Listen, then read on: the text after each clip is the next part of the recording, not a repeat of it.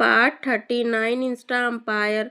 नक्श की बात सुनकर अमरीश के होश ठिकाने आ गए थे। तुरंत ही उसने मुंह बनाते हुए कहा, तुम कौन हो और तुम्हें ऐसा क्यों लगता है कि यह ब्रेसलेट फेक है? तन्मय भी नक्श को घूरते हुए देख रहा था।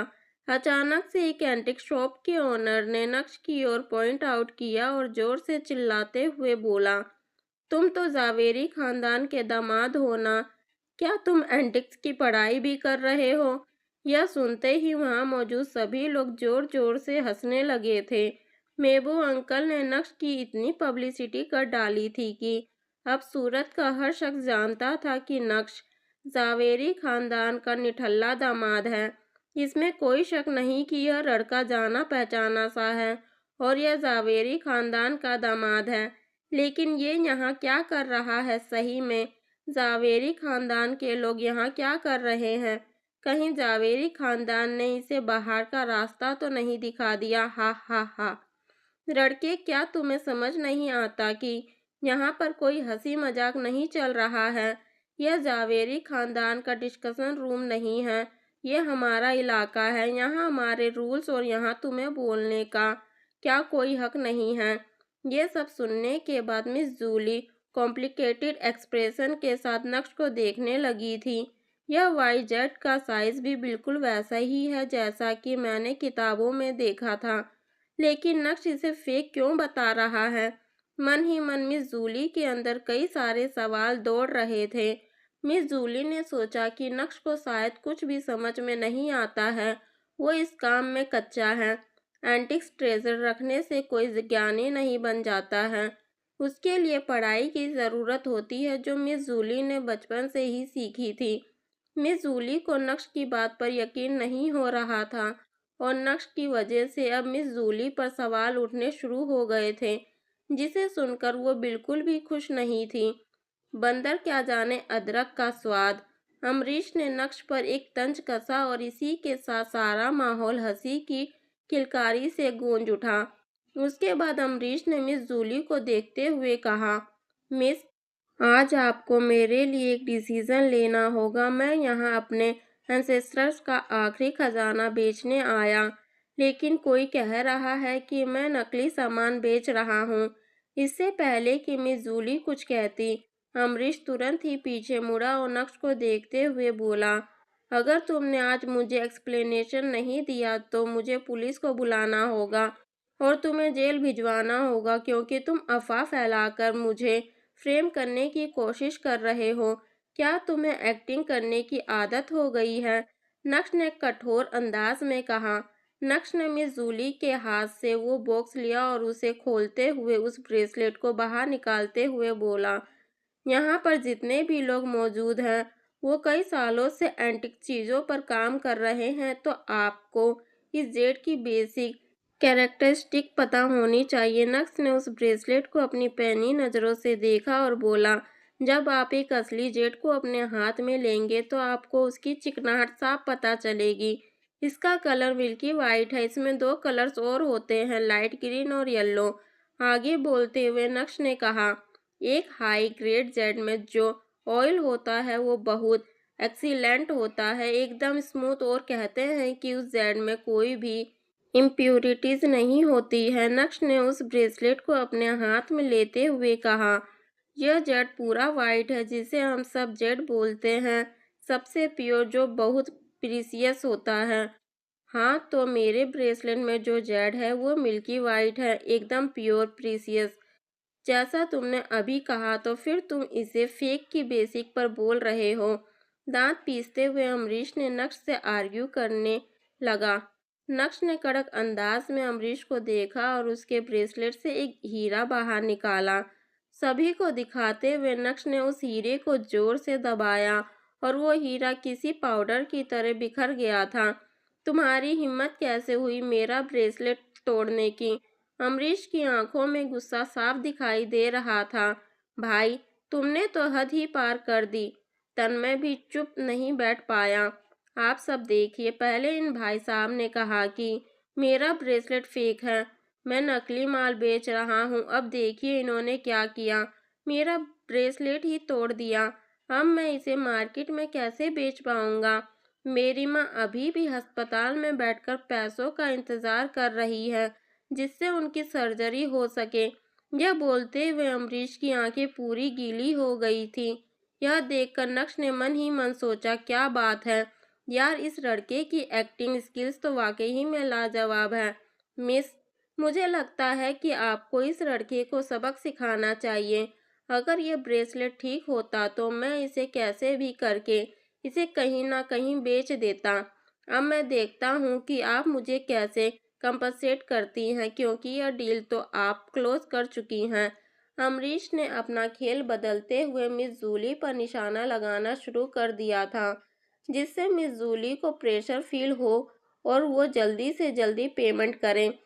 कम ही सही, लेकिन अमरीश को अभी जितना भी मिलेगा उससे वो खुश ही होगा। मिस जूली ने ऐसे एक्ट किया जैसे मानो उसने कुछ सुना ही नहीं हो। चौंकते हुए उसने नक्श की ओर देखकर और अचानक से उसे कुछ याद आया। दूसरी तरफ नक्श एंटिक शॉप के ओनर को देखते हुए बोला, तुम लोगों की आंखें खराब हो गई है, लेकिन उसके बाद भी तुम इसी धंधे में हो। नक्श की बात सुनकर सभी लोग भड़क गए थे और अब हर जगह से आवाज उठनी शुरू हो गई थी। हमारे बारे में तुम्हें ये सब बोलने का हक किसने दिया है? अगर आज कल्याणी देवी भी यहाँ आ जाएगी तब भी तुम्हें एक्सप्लेनेशन देना होगा। चुप हो जाओ सब, मिस जूली ने गुस्से से चिल्लाते हुए कहा, और उसकी एक ही आवाज में सभी लोग शांत हो गए थे। नक्श, तुम कंटिन्यू करो, मिस जूली ने नक्श से कहा। नक्श ने अमरीश की ओर देखा और बोला, अगर तुम्हें नकली सामान ही बेचना था तो कम से कम तुम्हें थोड़े और इफेक्ट लगाने चाहिए थे। तुम तो टूटे हुए हीरे के साथ यहाँ अपना ब्रेसलेट बेचने चले आए और उसे आदिवासी पौराणिकता का नाम दे रहे हो। आप सभी को पता होगा कि जो असली जेड होता है वो सालों तक पानी में ही रहता है। इससे उसका सरफेस हार्ड यानी टफ हो जाता है। ये बोलते हुए नक्श ने एक बार फिर से सभी को ब्रेसलेट दिखाया और बोला, लेकिन इस ब्रेसलेट में जितने भी हीरे हैं वो सभी कांच के हैं। उन पर जो वर्किंग्स की गई है वो बहुत मॉडर्न है, लेकिन ये सारा आंखों का खेल है और किसी का भी नहीं। अपनी बात को एक्सप्लेन करने के बाद नक्श ने गुस्से में उस ब्रेसलेट को जमीन पर फेंक दिया था। यह सीन देखकर सभी लोग शॉक्ड रह गए थे। एंटिक शॉप के ओनर्स भी, जो पहले नक्श पर डाउट कर रहे थे, हालांकि उनमें उन लोगों की कोई गलती नहीं है, क्योंकि जिस तरह से वार्किंग की गई, 1000 साल पहले भी कुछ ऐसी ही वार्किंग की जाती थी। लेकिन जिस मिल्की वाइट जेट की यहाँ बात हो रही है वो जेट सिर्फ और सिर्फ लीजेंड के पास था।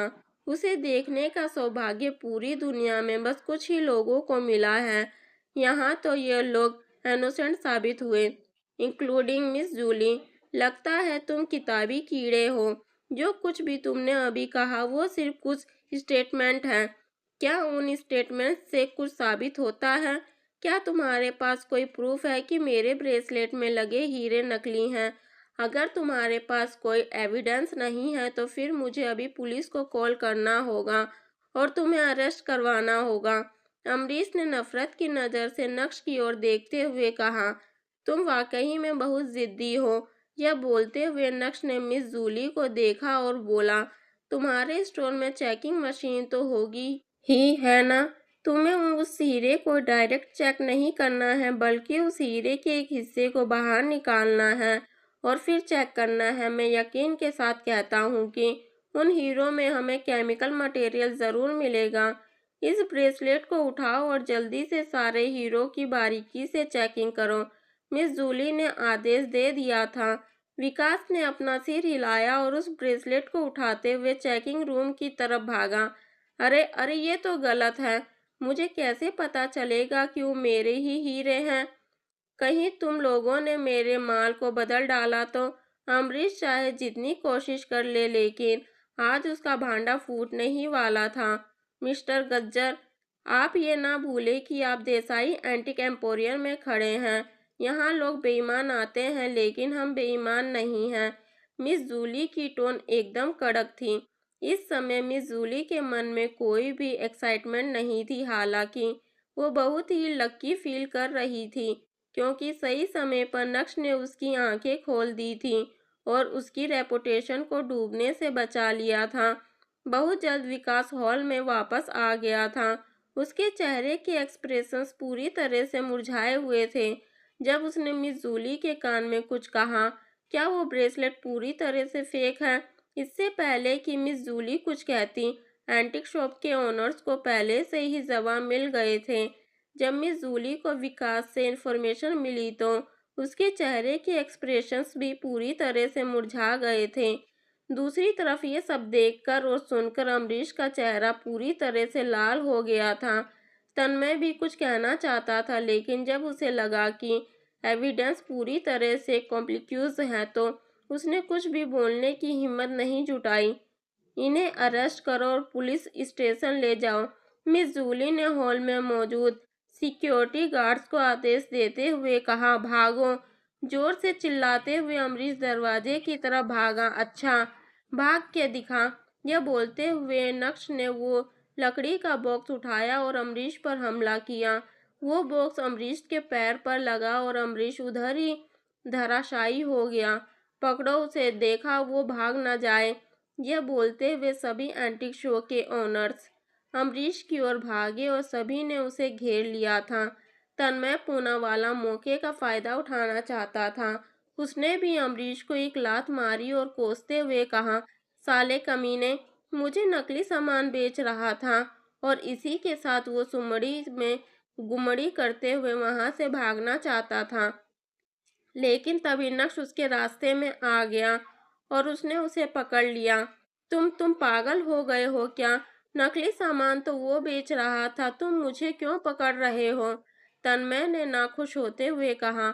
यह सुनते ही सभी की नजरें तन्मय पर आकर अटक गई थी। तुम्हें यहाँ से जाने की इतनी जल्दी क्यों है? हम में से तो कोई भी नहीं जा रहा है, तो फिर तुम्हें इतनी जल्दी क्या है? अपने पार्टनर को यहाँ से लेकर नहीं जाओगे क्या? मुस्कुराते हुए नक्श ने कहा। पार्टनर? कैसा पार्टनर? मैं एक असली बिजनेसमैन हूँ। तन्मय चाहता था कि नक्श उसकी बातों में आ जाए और उसे वहाँ से जाने दे। क्या यार, तेरी एक्टिंग स्किल्स बिल्कुल भी अच्छी नहीं है। तूने अपने पार्टनर की तरह किसी फिल्म स्कूल में पढ़ाई नहीं की है क्या? नक्श ने कड़क अंदाज में कहा। क्या आपने नहीं देखा कि मैं भी उसके झांसे में आ गया था? बल्कि मैं तो उसे उस ब्रेसलेट के 30 करोड़ रुपए देने वाला था। तन्मय को अब भी लग रहा था कि नक्श उसकी बातों में आ जाएगा। यह बोलते हुए तन्मय नक्श के चंगुल से छूटने की कोशिश कर रहा था, लेकिन वो जितनी भी ताकत लगा रहा था, पर वो नक्श के सामने असर नहीं कर रही थी। वो 1% भी हिल नहीं पा रहा था। उसी समय अचानक बाहर से पुलिस के सायरन की आवाज आई। नक्श ने थोड़ी देर पहले ही ऑफिसर अवंतिका को मैसेज किया था। कहाँ है वो लोग? कितने लोग हैं? ऑफिसर अवंतिका ने कदम सीधा नक्श की तरफ बढ़ाए और उसने नक्श से पूछा। एक ये रहा और दूसरा वो रहा। नक्श ने तन्मय और अमरीश की तरफ पॉइंट आउट करते हुए कहा। ऑफिसर, आप इनकी बात पर यकीन मत करिए। मैं तो एक असली बिजनेसमैन हूँ जो एंटीक खरीदने आया था, लेकिन इन्होंने मुझे झूठा बता दिया, तन्मय ने कहा। उसी समय एंटीक शॉप के ओनर्स अमरीश को पकड़ के ले जाए, लेकिन उनके मन में अभी भी तन्मय को लेकर डाउट था, क्योंकि वो इस मिली भगत को पहचान ही नहीं पा रहे थे। ऑफिसर, मिस्टर तन्मय ठीक कह रहे हैं, वो तो खुद यहाँ एंटीक खरीदने आए थे। ऑफिसर, आप नक्श के बात पर यकीन मत कीजिए। एक बार लकी क्या हो गया? ऐसा लगता है कि वो बेगुनाह को भी अपराधी बना देगा। अपराधी सिर्फ यह है अमरीश गज्जर। यह बोलते हुए एक शॉप ओनर ने अमरीश को धक्का देते हुए ऑफिसर अवंतिका के हवाले कर दिया था। जब नक्श ने ये सब सुना तो उसे यकीन नहीं हुआ कि ये लोग वाकई में इतने स्टूपिड हैं। अपना सिर हिलाने के अलावा नक्श के पास और कोई चारा भी नहीं था। अब ऑफिसर अवंतिका को भी समझ में नहीं आ रहा था कि वो क्या करे। तुरंत ही उसने मिस जूली की ओर देखते हुए कहा, मिस जूली, क्या आपको लगता है कि यह आदमी झूठ बोल रहा है। मिस जूली ने क्या जवाब दिया होगा? यकीन मानिए, मिस जूली के जवाब से यह किस्सा और भी ज्यादा रोचक होने वाला है। उसके बाद नक्श क्या करेगा? क्या मिस जूली के दिल में नक्श के लिए अब रिस्पेक्ट आ जाएगी?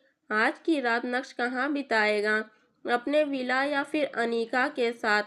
क्या अनीका नक्श को घर आने के लिए नहीं कहेगी? उन दोनों के बीच का रोमांस कैसा होगा?